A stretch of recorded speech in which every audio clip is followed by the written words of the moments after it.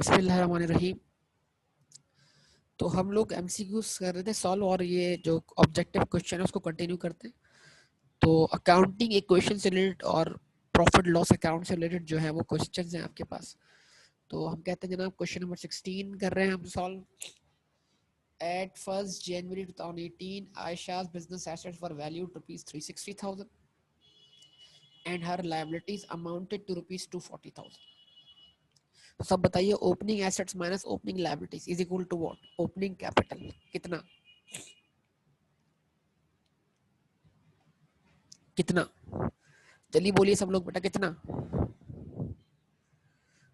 भाई 360 में से 240 निकाल लें, 1,20,000। जबरदस्त। 1,20,000 क्या है?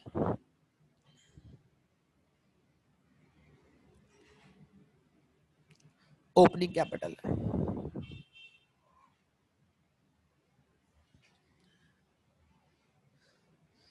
जो कि एसेट्स का क्या है? 1/3 है। यस और नो? जो कि एसेट का 1/3 है।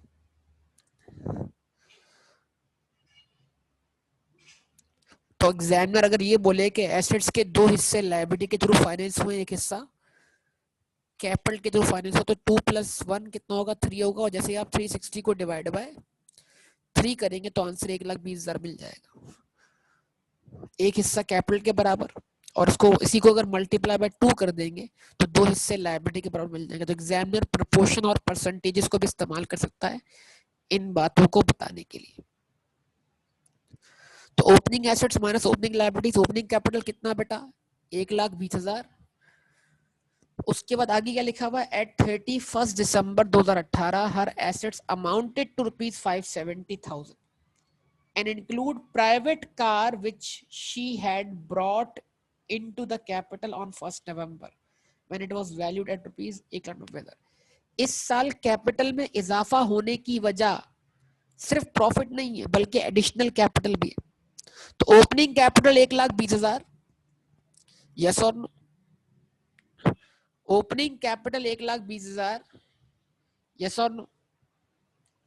उस ओपनिंग कैपिटल में मजीद इन्वेस्टमेंट कितने से आ रही है? 1,90,000 से, जिसकी एंट्री बनी vehicle debit capital account credit 1,90,000 से। तो 1,20,000 और 1,90,000 कितने हो गए बेटा? 3,10,000।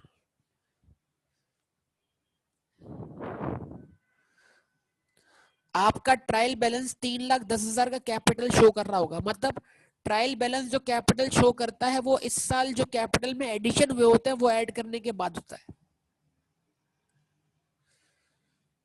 लेकिन ये 3,10,000 प्रॉफिट और ड्रॉइंग्स माइनस करने से पहले होगा।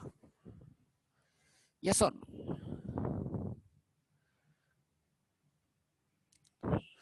तो अब आप सब जानते हैं इस 3,10,000 में प्रॉफिट की वजह से इजाफा हो रहा है और ड्रॉइंग की वजह से कमी आ रही है। बताइए। अब कहता है जनाब लिखा हुआ क्या है? हर ट्रेड पेबल्स कितने हैं बेटा 31 दिसंबर को? 1,70,000। ठीक है। हर drawings during the year were rupees 27,000। उसके ट्रेड पेबल साल के एंड पे कितने? 1,70,000 के। और उसकी ड्राइंग्स कितनी है? 27,000 की। जवाब दीजिए।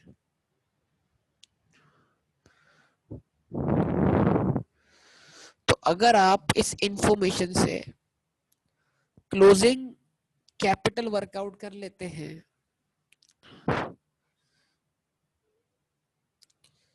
ठीक है, तो आपको प्रॉफिट मिल जाएगा।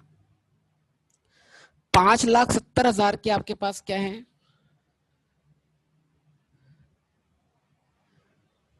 एसेट्स है। यस और नो? और 1,70,000 की क्या है? लायबिलिटीज है। यस?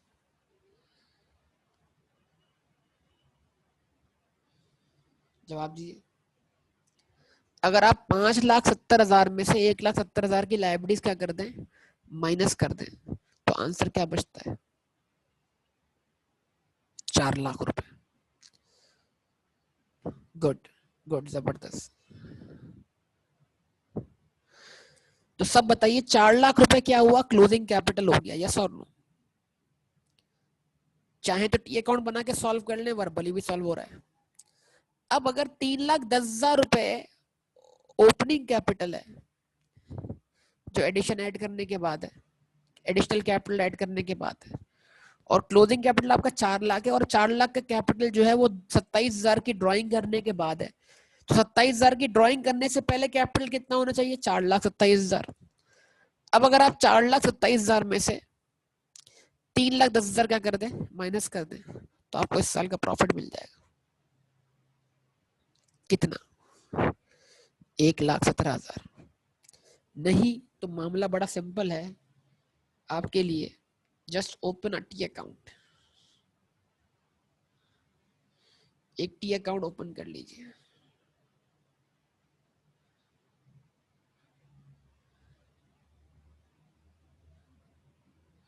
ठीक है जी, टी अकाउंट ओपन कीजिए। टी अकाउंट में क्या करिए बताइए? कैपिटल अकाउंट का नाम दीजिए इसको आप। यहां आ गया कैपिटल अकाउंट का बैलेंस बीडी। बोलिए वो बैलेंस बीडी कितना है? ओपनिंग एसेट्स कितने बताए थे आपको? बताइए। 360 minus opening opening opening 360 minus 240, difference क्या आ गया? 1,20,000। अब जो जो मालूमात अवेलेबल है उसकी एंट्री बनाइए। एडिशनल कैपिटल की एंट्री क्या बनी? व्हीकल अकाउंट डेबिट हुआ, कैपिटल अकाउंट क्रेडिट हुआ।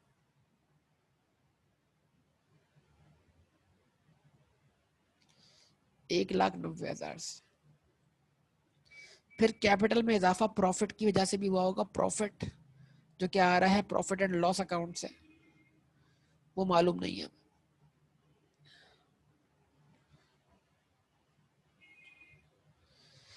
फिर कैपिटल में कमी आ रही है ड्राइंग्स की वजह से, एंट्री बनी। ड्राइंग रिकॉर्ड करने की एंट्री अलग है, ड्राइंग को कैपिटल अकाउंट से एडजस्ट करने की एंट्री अलग है। ड्राइंग अकाउंट क्लोज हो रहा है, ड्राइंग अकाउंट क्रेडिट हुआ, कैपिटल अकाउंट डेबिट हुआ। कितने से? 27,000 से। और यहां लिख दिया आपने क्लोजिंग कैपिटल बैलेंस शीट। आपके पास 5,70,000 के एसेट्स है, इसमें से 170 की आपके पास क्या है? लायबिलिटी है।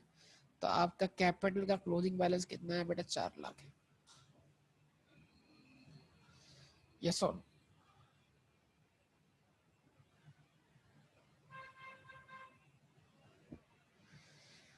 तो अगर 27,000 की ड्राइंग करने के बाद भी आपके पास 4 लाख का कैपिटल है, तो ड्राइंग करने से पहले कैपिटल कितना था? 4,27,000।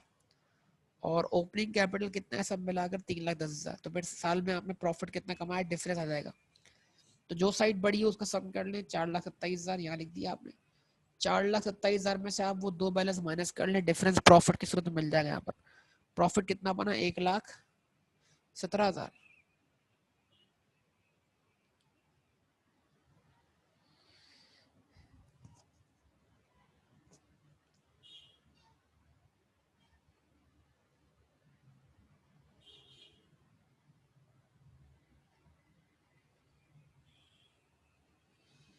ठीक है जी। कितने लोगों ने इस तरह टी अकाउंट बना लिया था, या कितने लोगों ने वर्बली सॉल्व कर लिया था आप में से?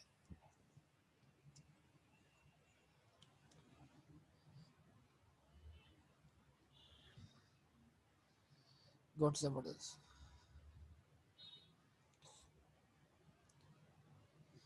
Farhan had net assets of ₹190,000। Net asset मतलब कैपिटल, नेट एसेट मतलब एसेट माइनस लायबिलिटीज। और आप जानते हैं नेट एसेट किसको बोलते हैं? कैपिटल को बोलते हैं। तो फरहान के पास 30 अप्रैल को 2017, तो जो 30 अप्रैल 2017 का क्लोजिंग बैलेंस होगा वो 1 मई 2017 का क्या बन जाएगा बेटा, ओपनिंग बैलेंस बनेगा, यस और नो। तो एग्जामिनर बार क्या करता है, लास्ट ईयर का क्लोजिंग बता के आपको कंफ्यूज करता है, जो लास्ट ईयर का क्लोजिंग इस साल का opening. During the year 30 April 2018, he introduced rupees 98,000 as additional capital. Profits rupees 80,000, of which withdrew rupees 40,200. तो क्या है, कैपिटल का बैलेंस शीट ही मांग रहा है आपसे, तो आसान बात है, तो सबसे आसान मामला हो गया।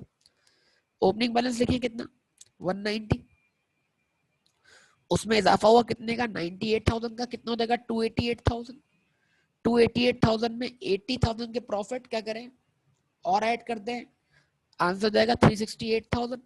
368,000 में क्या करें, 40,200 का कर दें, माइनस कर दें, तो क्लोजिंग कैपिटल मिल जाएगा कितना, बताइए सब लोग, बोलिए, रिस्पॉन्स दीजिए, कितना मिल जाएगा बेटा, 3,27,800।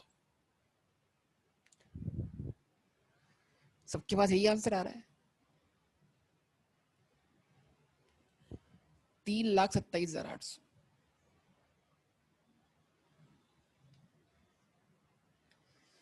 ओके जी, 18 क्वेश्चन है, क्या है जनाब, following transaction relate to Mujahid business. इन ट्रांजैक्शन का ताल्लुक मुजाहिद के बिजनेस से है, ओके जी। अच्छा, फर्स्ट में purchase of goods for resale on credit 1,300,000। Mujahid injects long term capital into the business, additional capital, payment of rent made 750। अच्छा जी, उसके बाद Mujahid withdraws cash from the business 400, sales made on credit 1200। The goods sold on 7th में originally cost 6 lakh रुपए, जो goods बेची हैं आपने 1200 की, उनकी कॉस्ट 6 लाख रुपए है। At the start of the week, the assets of the business were rupees 15,700,000 and liabilities amounted to rupees 11,200,000. At the end of the week, what is the amount of Mujahid capital, बताइए मुजाहिद का capital क्या है। तो सवाल क्या है, सवाल ये है कि क्या आप एक हफ्ते का प्रॉफिट निकाल सकते हैं,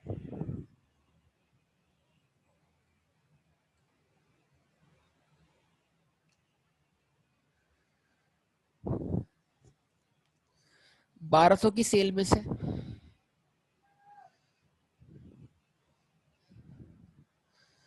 1200 की सेल में से क्या करें आप, 600 की कॉस्ट ऑफ सेल माइनस करें, क्या आया बेटा, ग्रॉस प्रॉफिट आया, कितना आ गया 600। 600 ही कॉस्ट ऑफ गुड्स सोल्ड, 600 ही ग्रॉस प्रॉफिट, यस और नो। अच्छा, उसके बाद रेंट कितना पे किया उसने,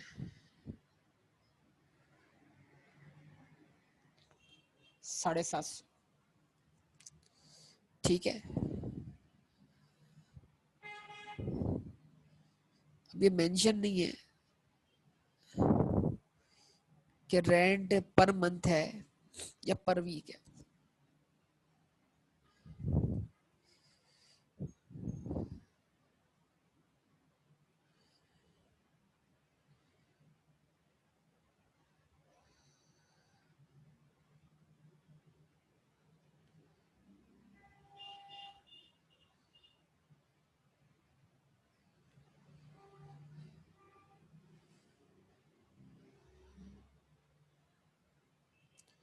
अगर रेंट को हम एक्सपेंस मान लेते हैं पूरा, तो फिर तो ये लॉस हो जाएगा,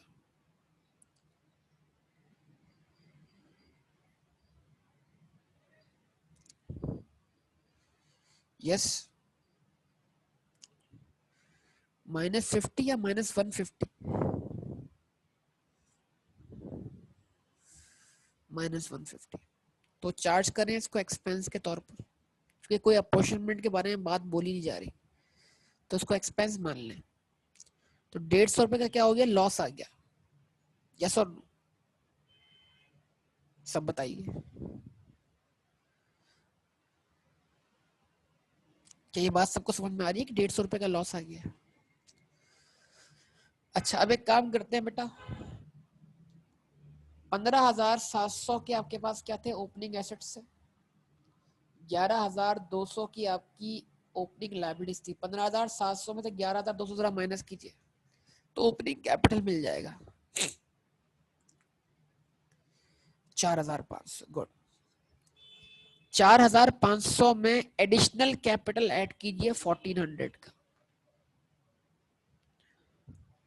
जिसकी एंट्री बनी बैंक डेबिट, कैपिटल क्रेडिट या कैश डेबिट, कैपिटल क्रेडिट या कोई भी एसेट डेबिट। जबरदस्त। अच्छा, लॉस कितना हुआ हमें, 150 का। अब 5,900 में से 150 का लॉस क्या करते हैं, माइनस करते हैं। क्या बचा आंसर, 5,750, और उसमें से 400 की ड्रॉइंग्स माइनस करते हैं।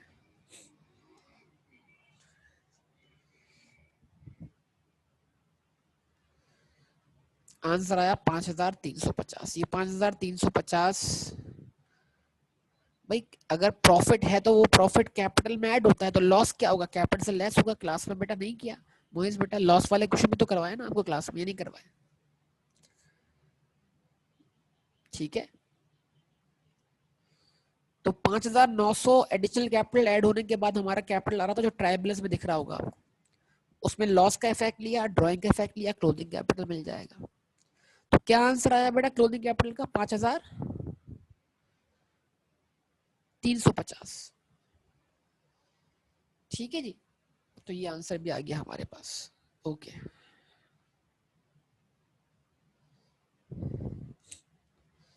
फिर उसके बाद अब business had opening capital rupees 1,16,500, closing capital of rupees 1,11,350, drawings of rupees 13,300। यार ये तो बड़ा आसान हो गया ना मामला।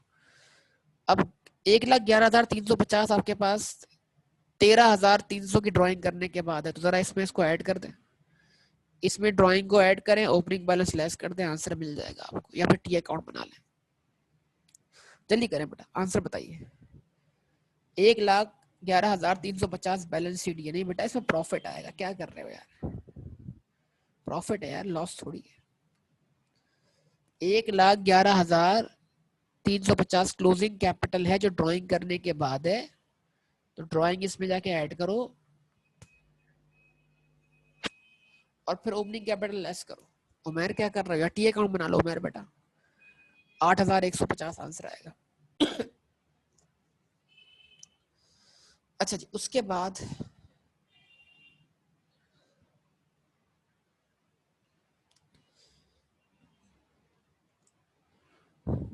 Aman has closing capital of rupees 25,500। एमन का क्लोजिंग कैपिटल कितना है, 25,500। कब, इस डेट पर 31 जनवरी 2019 पर। She introduce additional capital of rupees 12,000 during the month. 25,000 closing capital है, 12,000 के कैपिटल इंट्रोड्यूस होने, तो 12,000 इसमें ऑलरेडी ऐड है। Profit for the month 6,500, profit भी इसमें ऐड है। Drawings for the month were rupees 3,000, drawing इसमें से क्या हुई है, लेस हुई है, तो जो ऐड हुआ हुआ उसको लेस कर दो, जो लेस हुआ उसको ऐड कर दो, ओपनिंग कैपिटल मिल जाएगा। What is the amount of opening capital eight 1 January 2019? 25,500 closing है, जो कि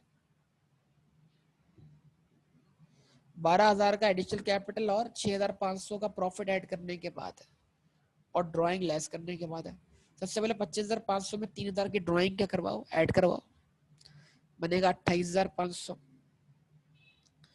28,500 में से आप क्या करो, 6,500 माइनस करवाओ, तो आंसर क्या आएगा आपके पास, 22,000। और 22,000 में से आप 12,000 लेस करवाओ, तो आंसर क्या आएगा आपके पास, 10,000। 10,000 is what, opening capital. Correct form of accounting equation is asset plus liability is equal to equity, asset minus liability equal to equity, asset minus trade payable is equal to equity, या asset plus receivable is equal to equity.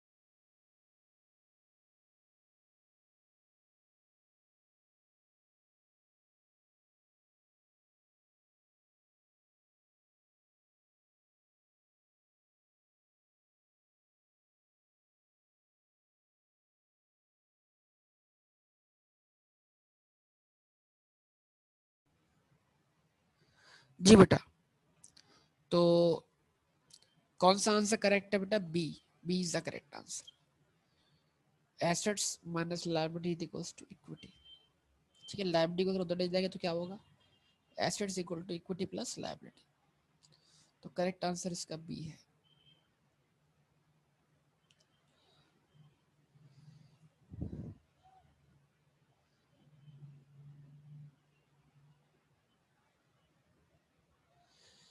An entity with December 31st year end has bought a machine of rupees 1 million.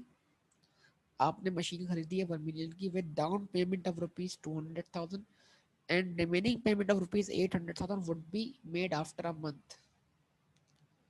ठीक है जी। The transaction happened in 15 दिसंबर 2011। तो आपने एक machine खरीदी है 10 लाख रुपए की, जिसमें 2 लाख रुपए आप पे कर चुके हैं, 8 लाख पे करना बाकी। What would be the effect of the transaction? तो आप इसकी एंट्री बनाए भाई। इसकी एंट्री बनेगी, मशीन अकाउंट डेबिट होगा कितने से? 1 मिलियन से, 10 लाख से, क्योंकि आपने मशीन 10 लाख की खरीदी है। 2 लाख रुपए आपने इमीडिएटली पे कर दिए, तो 2 लाख रुपए से कैश या बैंक क्या हो गया? क्रेडिट हो गया। ठीक है बेटा। और 8 लाख रुपए आप पे क्या बन गए? मशीन खरीदने की वजह से लायबिलिटी। अगर ट्रांजैक्शन को आप सही से रिकॉर्ड कर लेंगे तो आपको मसला नहीं होगा सॉल्व करने में। बोलिए सब लोग, कौन सा ऑप्शन बनता है? Machine increase by rupees 1 million and liabilities increased by rupees 800,000 while cash is decreased by rupees 200. Yes, option C is the correct answer.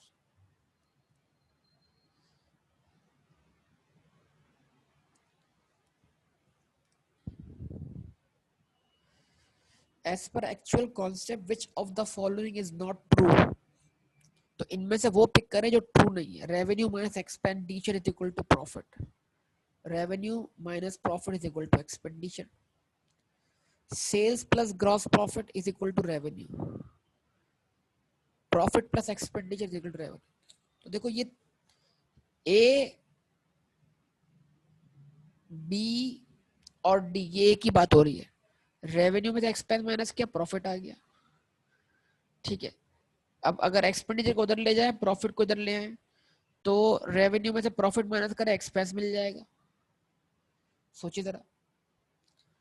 ठीक है, और अगर क्या करते हैं बेटा, प्रॉफिट और रेवेन्यू एक्सपेंस को प्लस कर देते तो रेवेन्यू मिल जाएगा।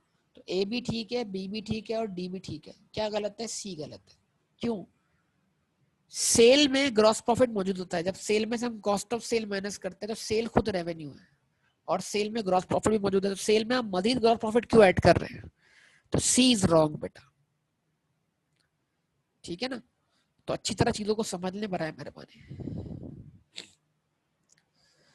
उसके बाद क्या है बेटा? Purchase of machinery for cash. Machine खरीदी आपने कैश में,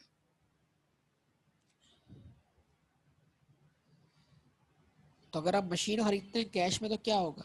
increase in total assets, decrease in total assets, increase in assets and liabilities, keeps total assets unchanged. The correct answer is D, this. क्यों? मशीन खरीदने से asset बढ़ गए, cash खर्च करने से एसेट्स क्या हो गए, कम हो गए। तो टोटल एसेट्स क्या रहे, अनचेंज रहे। मतलब जितने की मशीन है उतने से एसेट में इजाफा हुआ, लेकिन जितने जितने की मशीन है उतने से कैश भी तो गया ना। तो एक एसेट बढ़ गया, दूसरा एसेट कम हो गया, तो टोटल एसेट पे क्या फर्क पड़ा, कोई फर्क नहीं पड़ा। Keeps total assets unchange, yes और नो, बोलिए। अच्छा जी, उसके बाद आगे बढ़ते हैं मजीद।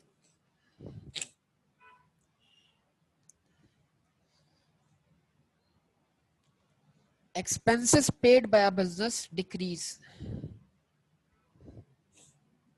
जो एक्सपेंस एक बिजनेस पे करता है वो डिक्रीज करता है कैश को, कैपिटल को। Cash and capital accounting equation में सोच लें, जब आप एक्सपेंस पे करते हैं तो कैश भी कम होता है और कैपिटल भी कम होता है।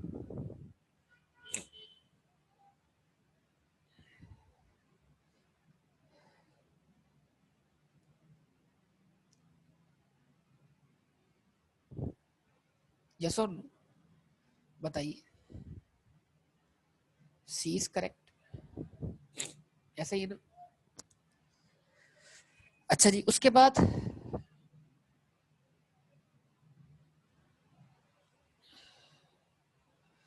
Current assets minus current liability is equal to what, capital. तो capital is equal to, capital जो है ना बेटा, कैपिटल वो total assets minus total liabilities के बराबर हुआ ना। ये तो करंट एसेट बोल रहे हैं, तो current asset minus current liability क्या टोटल एसेट के बराबर है, ये भी रॉन्ग है। Current asset minus current liability net asset के बराबर है, नेट एसेट तो होता ही कैपिटल है। तो अगर ए सही नहीं है तो सी भी सही नहीं है। तो ऑप्शन कौन सा बचा, डी बचा, नेट वर्किंग कैपिटल या वर्किंग कैपिटल। तो current assets minus current liability is equals to what, working capital. इसको वर्किंग कैपिटल बोलते हैं और नेट वर्किंग कैपिटल बोलते हैं। नेट लफ्ज भी इस्तेमाल करते हैं और बगैर नेट के भी इसको इस्तेमाल करते हैं, दोनों लफ्ज करेक्ट है। अगर यहाँ वर्किंग कैपिटल लिखा हो तो तब भी हम करेक्ट मानते हैं इसको, नेट वर्किंग कैपिटल लिखा हो तो ये। तो अगर कोई बोले भाई नेट वर्किंग कैपिटल क्या या वर्किंग कैपिटल क्या, तो बोलेंगे current asset minus current liabilities. आपने फर्स्ट टाइम सुना ये लफ्ज, सही बात है, लेकिन क्लास में थोड़ा सा तस्करा मैंने किया, मुझे याद पड़ता है, मुझे याद पड़ता है मैंने क्लास में तस्करा किया है। कैपिटल का वो हिस्सा जो बिजनेस में ऑपरेट करता है, अगर ऐसी कोई बात हुई हो आपको याद हो, तो उस वक्त मैंने तस्करा जरूर किया था इस चीज का, FAR 1 में किया था। चलिए अच्छी बात है। नेट एसेट्स तो क्या है, कैपिटल ही होता है ना, asset minus liabilities. Total assets minus total liabilities equals to net assets. तो नेट एसेट्स बोले या कैपिटल बोले, बात एक ही है। ओके,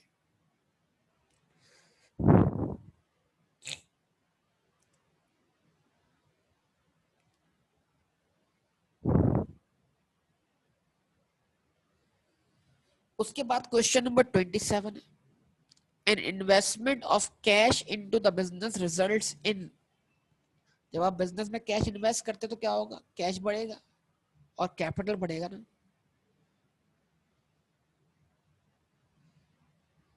तो ये ऑप्शन है B, increase in cash and increase in capital.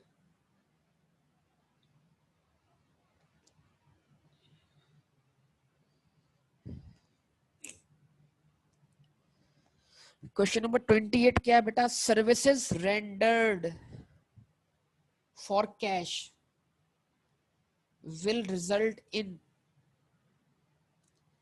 जब आप सर्विसेज देते हैं तो सर्विस भी क्या है, रेवेन्यू है। मतलब एक बंदा इलेक्ट्रिशियन है, वो आपको सर्विस दे रहा है, लेकिन वो आपसे पैसे कमा के जा रहा है, उसका प्राइमरी रेवेन्यू, वो सर्विस इनकम है उसकी। एक बंदा लॉयर है, वो आपको सर्विस दे रहा है, वो अपनी फीस चार्ज कर रहा है।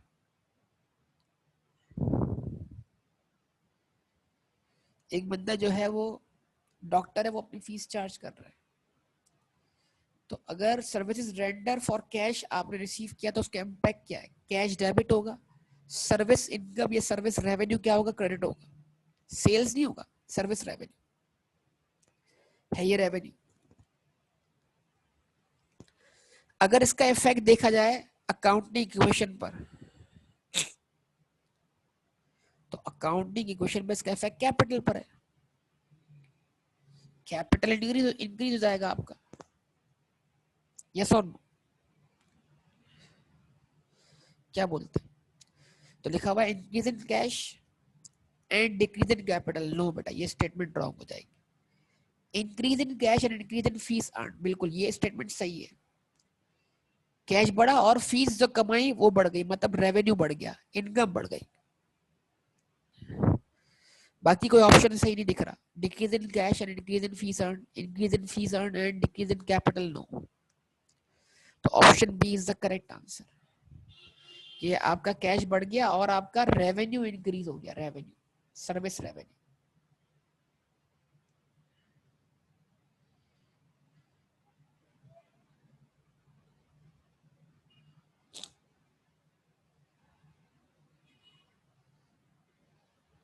जाहिर सी बात है, कमाने वाले पॉइंट ऑफ व्यू से है ना। सर्विसेज रेंडर्ड, आपने सर्विस दी है या सर्विसेज ली है, रेंडर्ड का मतलब क्या हुआ?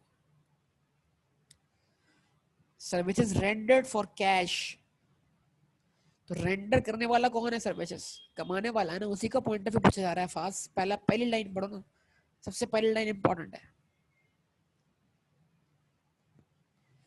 सर्विसेज रेंडर्ड का लफ्ज किसके लिए इस्तेमाल हो सकता है? If the accounting period the assets increase by 7 million and owner's equity decrease by 3 million, then liability must have increased by 10 million, increased by 4 million, ठीक है जी, decrease by 4 million, decrease by 10 million। फिर वही बात है कि इसका effect मैं आपको बोलूंगा, आप लें किस पर, इसका इफेक्ट लें आप बेटा किस पर,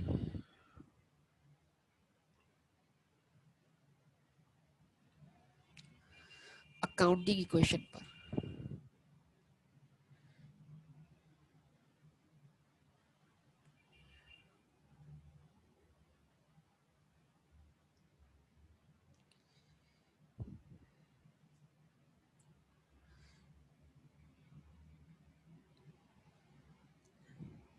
What is the change?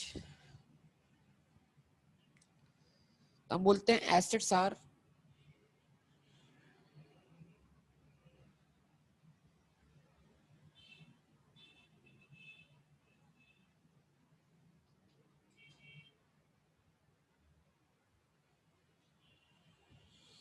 Equal to equity plus liability. अब डायरेक्ट चेंज का इम्पैक्ट लें, एसेट्स में इजाफा है कितने से? 7 मिलियन से, इक्विटी में कमी आ रही है 3 मिलियन से। तो अगर ये 3 मिलियन यहाँ लाएं तो क्या हो जाएगा बेटा? पॉजिटिव हो जाएगा, यस और?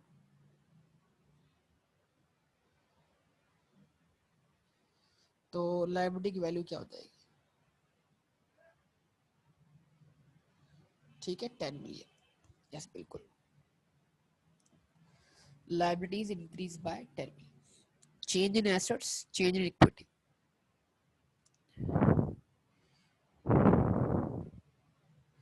Option A is the correct answer.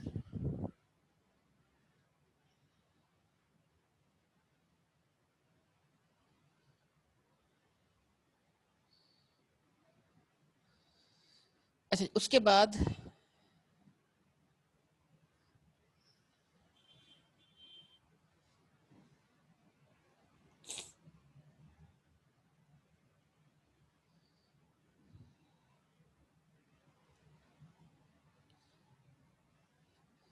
one of the local fast food outlets hired a first year accounting student to oversee cash collection procedures.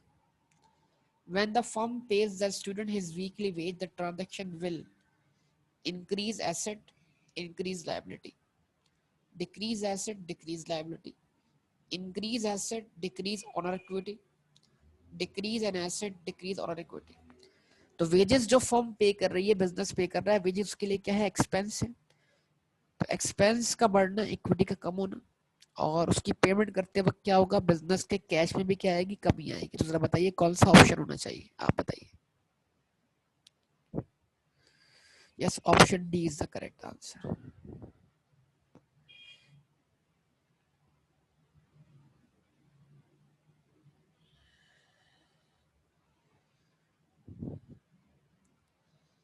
QK company records the transaction as a debit to consultant expense for rupees 500,000 and an equivalent credit to account payable. एक consultancy उसने ली जिसको उसने 5 लाख के तौर पे expense के तौर पे डेबिट किया और लायबिलिटी क्या कर दी, क्रेडिट कर दी। What would be the impact on accounting equation? तो एक तरफ क्या हो रहा है, लायबिलिटी इंक्रीज हो रही है, ठीक है, और इक्विटी क्या हो रही है, डिक्रीज हो रही है। यस और नो? लायबिलिटी इंक्रीज हो रही है, इक्विटी डिक्रीज हो रही है, क्योंकि एक्सपेंस चार्ज होने से इक्विटी में क्या आएगी, कमी आएगी। क्या कहते हैं, बताइए अब कौन सा ऑप्शन होना चाहिए, आप सब बताइए।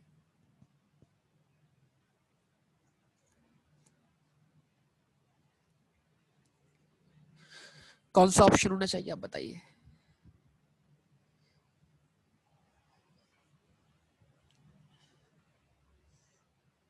सी ऑप्शन होना चाहिए।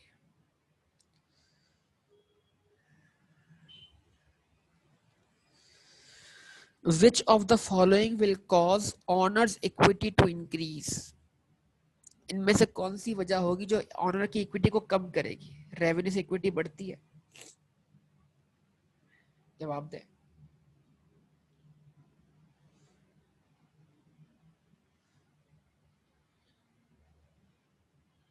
तो इनमें से कौन सी वजह होगी जो ऑनर की इक्विटी इंक्रीज करेगी? रेवेन्यू से इक्विटी बढ़ती है,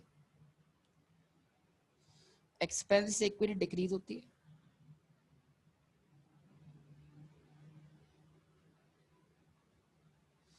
सवाल पूछा है किसी ने, आपने देखिए, आप जब अपनी तरफ से एक दिमाग बना के बैठ जाते हैं तो ये गलत होता है, आप क्वेश्चन पढ़ा करें। Q K company records a transaction as debit consultant expense उसने डेबिट किया 5 लाख से, और अकाउंट पेबल क्रेडिट किया, तो कैश कहां पर है, आप मुझे बताइए। कैश का सवाल पूछा गया मुझसे, तो लायबिलिटी जब वो खुद क्वेश्चन की पहली लाइन जो बोल रहा है उसको फॉलो किया जाएगा ना, या आप अपनी मर्जी से ट्रांजैक्शन को रिकॉर्ड करेंगे। सवाल जिस कंटेक्स्ट में है उस हिसाब से पूछना। Which of the following will cause owners equity to increase? इनमें से कौन सी चीज ऑनर की इक्विटी को इंक्रीज करेगी बेटा? रेवेन्यू इंक्रीज करेगा, यस। एक्सपेंस डिक्रीज करेगा, ड्रॉइंग डिक्रीज करेगा, डेप्रिसिएशन भी एक्सपेंस वो भी डिक्रीज करेगा। तो option A is the correct answer. उसके बाद the owner contributes his personal car to the business. तो व्हीकल डेबिट, कैपिटल क्रेडिट, कौन सा ऑप्शन बन रहा है? C option. उसके बाद the company purchases a significant amount of office supplies on credit. Significant,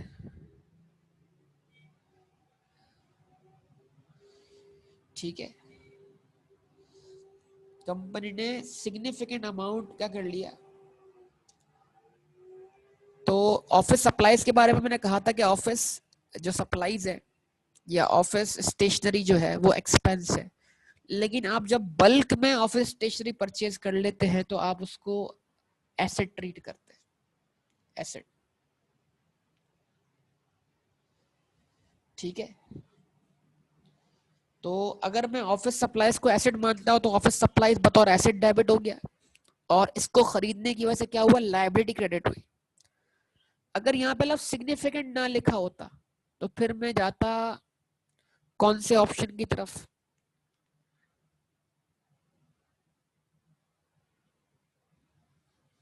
वो ऑप्शन नहीं है, पर खैर एक्सपेंस वाला ऑप्शन नहीं है। तो एक बात तो तय है, सही ऑप्शन कैसे मिलेगा, देखो सही ऑप्शन ऐसे मिलेगा कि लायबिलिटी तो क्रेडिट हो रही है, तो जहां जहां इंक्रीज इन लायबिलिटी आ रहा है ना, उसको तो कंसीडर कर लो। ऑफिस सप्लाई खरीदी उधार पर, लायबिलिटी इंक्रीज हो गई, यस और नो?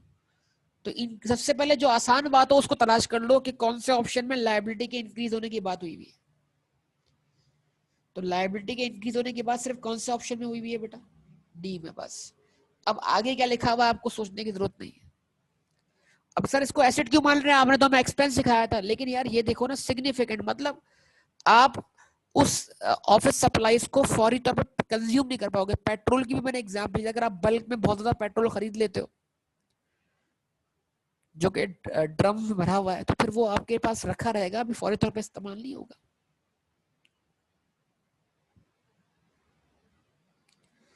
तो सिग्निफिकेंट लफ्ज मजबूर कर रहा है कि हम इसको क्या माने, एसेट माने। लेकिन अगर आप कंफ्यूज हो तब भी आपके पास जवाब हो सकता है एग्जाम में। कैसे? एक सही बात जो आपको समझ में आती है पहले उसको पिक कर लो कि अगर मैंने खरीदा है उधार पर तो लायबिलिटी इंक्रीज हुई है, और इसके अलावा किसी ऑप्शन में लायबिलिटी इंक्रीज होने का तस्करा नहीं है, तो यही मेरा करेक्ट ऑप्शन है। अब भले मुझे पहली पहली बात समझ में आए या ना आए।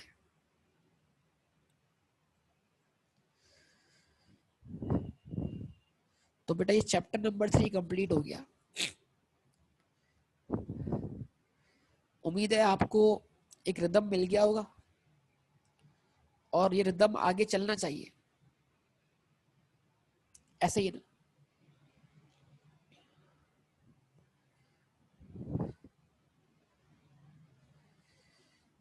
ठीक है बेटा।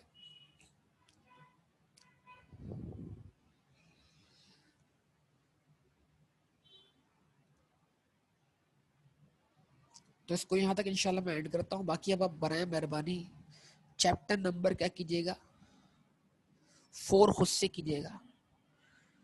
Total assets are not equal to capital. यार total assets minus total liabilities are equal to capital. लेकिन अगर बिजनेस में कोई लायबिलिटी ना हो तो फिर total assets equal to capital. Ibtisam ठीक है बेटा? ओके बेटा, अल्लाह हाफिज।